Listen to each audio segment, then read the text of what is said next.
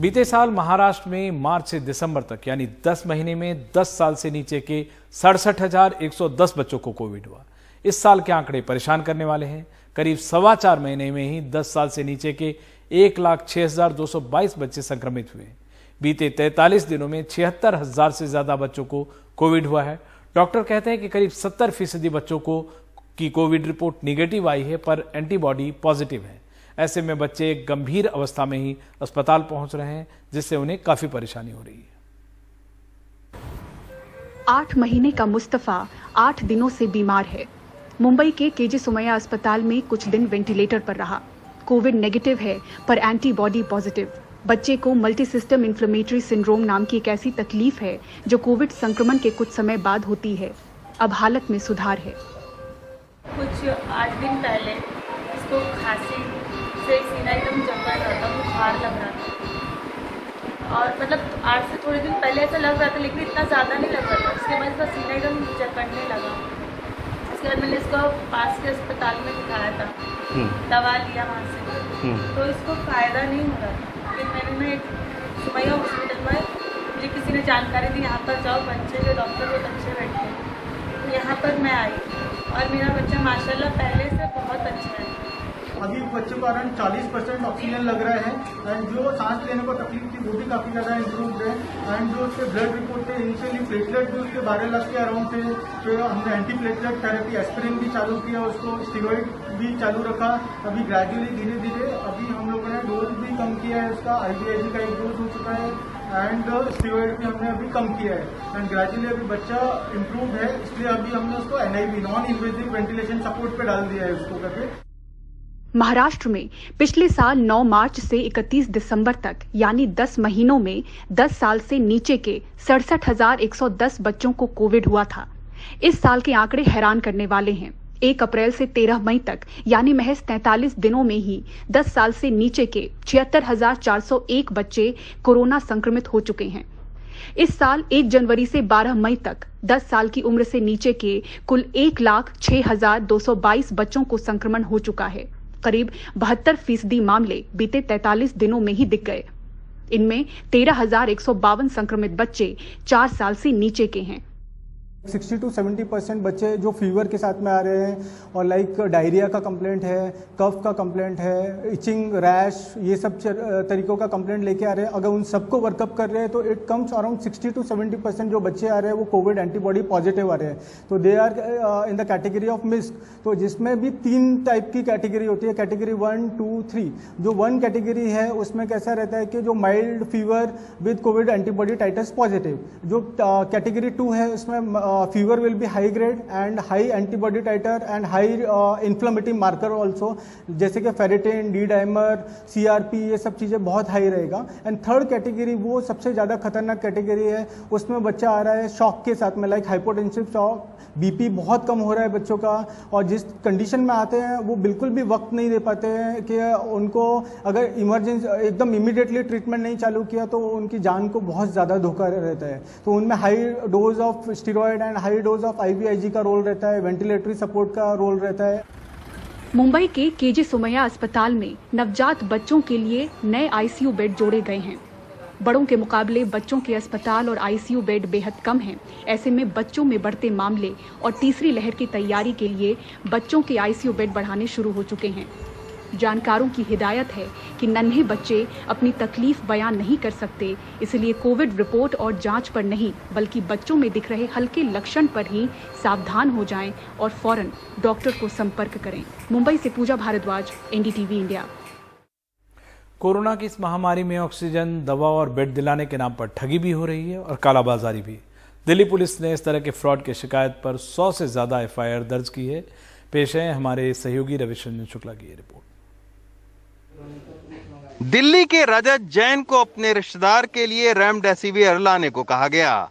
इस दवा का एक वॉयल करीब 900 रुपए का है, लेकिन रजत जैन को ये दवा करीब 50,000 रुपए में मिली, वो भी फिल्मी स्टाइल से। हमने यहाँ से किसी तरह रेमडेसिविर इंजेक्शन का इंतज़ाम करा, और इंतज़ाम करने के बाद हम लोगों ने उसकी करीबन 300 गुना, 400 गुना या 500 गुना तक कीमत चुकाई। ऑक्सीजन सिलेंडर के नाम पर कई जालसाज सक्रिय हैं।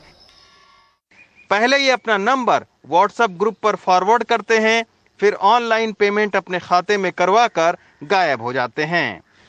अमित दवे नाम के एक शख्स ने ऑक्सीजन सिलेंडर खरीदने की कोशिश की। व्हाट्सएप चैट के दौरान ठगी करने वाले शख्स ने सोल इंडिया ट्रस्ट वाला एक खाता दिया। उस खाते में जैसे ही ऑनलाइन पैसा जमा कराया, वो ठग पैसे लेकर गायब हो गया। नंबर व्हाट्सएप ग्रुप के अंदर शेयर हो रहा था ऑक्सीजन सिलेंडर के बारे में।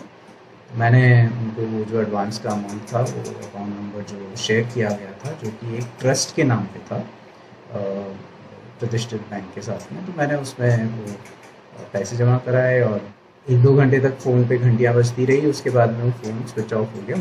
अब आपको मिलवाते हैं कोरोना काल में नामी अस्पताल में बेड दिलवाने के नाम पर फ्रॉड करने वाले एक गैंग से। ये बीकॉम गैंग के नाम से जाना जाता है। बड़े अस्पताल के बाहर गैंग का सदस्य खड़ा होता है और जिन मरीजों का दाखिला नहीं हो पाता है उससे बात करता है। फिर फोन से अपने ही गैंग के साथी को डॉक्टर के तौर पर बात करवाकर लाखों रुपए अपने अकाउंट में ऑनलाइन ट्रांसफर करवा लेता है। डॉक्टर अमित एवं डॉक्टर चिराग बनकर कोरोना पीड़ितों के मरीजों के उनके रिश्तेदारों से बात करा करता था एवं उनसे बैंक अकाउंट में पैसे मंगाया करता था।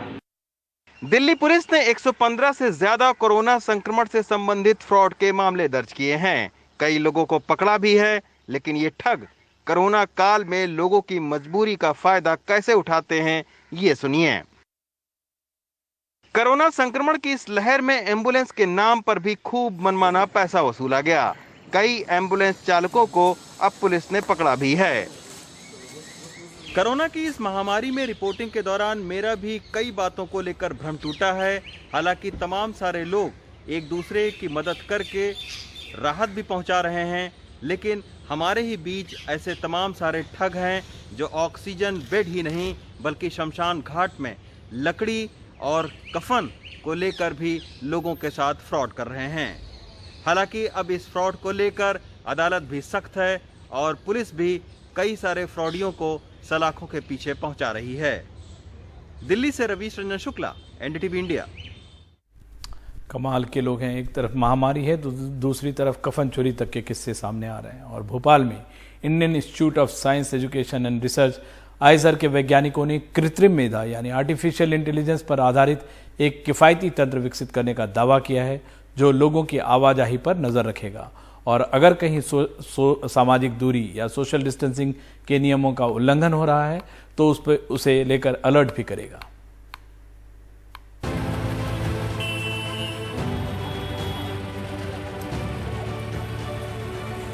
आप बाजार में आए, इतनी भीड़ है, बच्चे भी साथ में मास्क वगैरह नहीं पहना। सर वो मास्क भूल गए। मैडम इतनी भीड़ है, आप लोगों ने मास्क नहीं लगाया।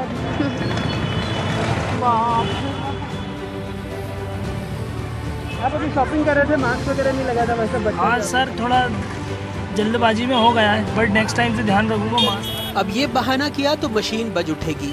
Violation of social distancing detected. Please maintain distance.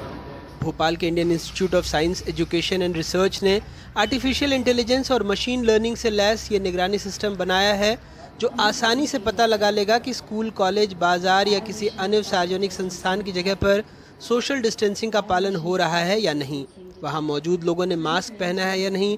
अगर लोगों ने मास्क नहीं पहना या उनके बीच दूरी नहीं है तो ये तुरंत अलर्ट कर देगा। इसमें पहले से ही रिकॉर्डेड आवाज़ भी बजने लगेगी कि लोग दूरी बनाए रखें और मास्क पहने। The campus was opening up. Campus खुल रहा था। हम चाहते थे कि यदि भीड़ बढ़े तो छात्रों को सोशल डिस्टेंसिंग के बारे में जानकारी रहे। Ensure that students are aware of the social distancing norms. क्या कॉस्ट आएगी इसकी? So the entire ये 8 से 10 हज़ार के करीब का है। stuff it was between around 8,000 to 9,000 rupees.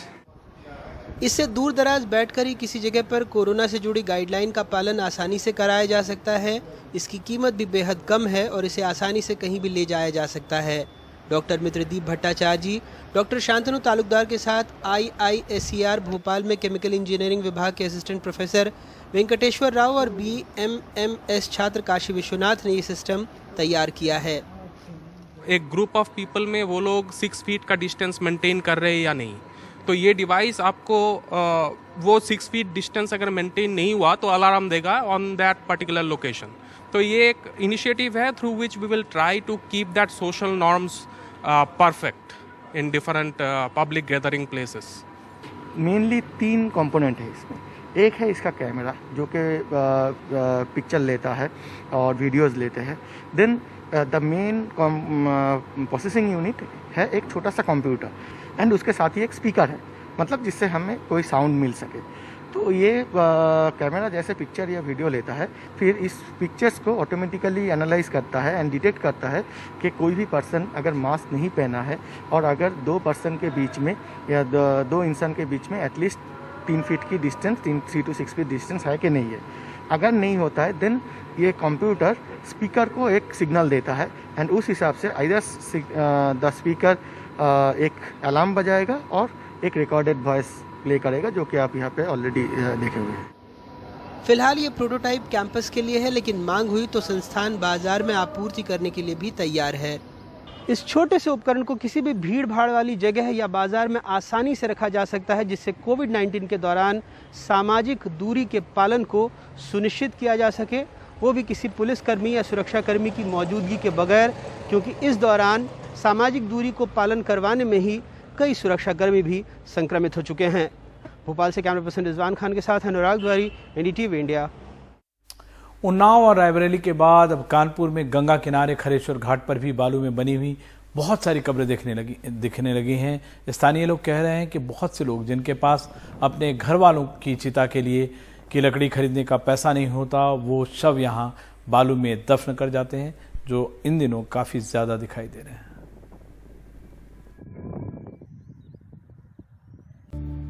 इस कोरोना महामारी में कई अपनों से अपने ही दूर हो गए। आस पड़ोस के लोग भी कोरोना की वजह से मदद के लिए आगे नहीं आए, लिहाजा बहुत से लोग इस बीमारी से बेसहारा और लाचार ही नहीं हुए, बल्कि अंतिम संस्कार के लिए भी किसी की बाट जोहते रहे और फिर यूं ही कहीं किसी नदी में दफना दिए गए या बहा दिए गए। लेकिन ऐसे समय में बनारस में एक शख्स कोरोना के पीड़ितों के लोगों की मदद में जुटा हुआ है। उसने अब तक दर्जनों शवों का अंतिम संस्कार किया है। उस काल में उसकी इंसानियत की बड़ी मिसाल साबित की है। देखते हैं हमारे सहयोगी अजय सिंह की ये रिपोर्ट।